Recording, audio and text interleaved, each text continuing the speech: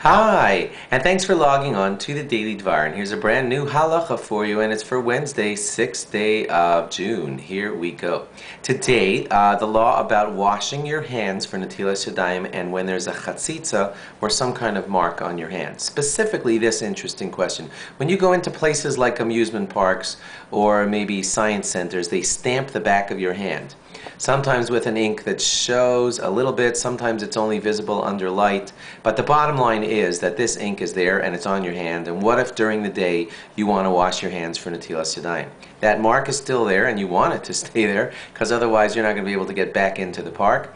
So, especially if you went out of the park to go get your kosher food and everything, can you wash your hands with that thing on your hand? The answer is yes. And there are two good reasons why you're allowed to do Netilas Yadayim with that mark still on your hand. Reason number one, according to the Shulchan Aruch, it's only really considered a chatzitza, or in other words, a block, that there's something on your hand while you're washing your hands for Netilas Yadayim. That's only considered a block if the ink is like dried, substantive, and you can touch it and feel it on your hand. Generally speaking, a lot of the ink marks that we have on our hands, including the kind that they stamp on you at an amusement park, are not really tangible.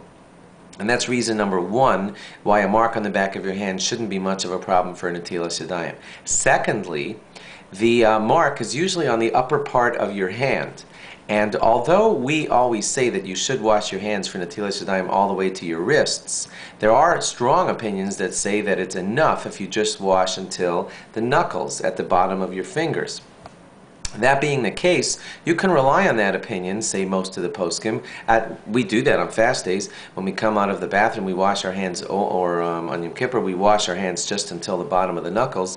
In this case, too, since there are a lot of opinions that allow that kind of washing only to the bottom of the knuckles, you can rely on that in this case, too, and consider your hands washed, even though the part that's going over the rest of your hand has possibly a small chatzitza. But it's not necessary, according to some at least, to wash that part of your hand, and all you have to do is get your fingers done, and that's fine. Therefore, in the case with the amusement park stamp on the back of your hand, you're probably okay according to both counts, because A, it's not really much of a chatzitza, it's not tangible, and B, it's past your fingers so that the bare minimum of washing your hands has been done.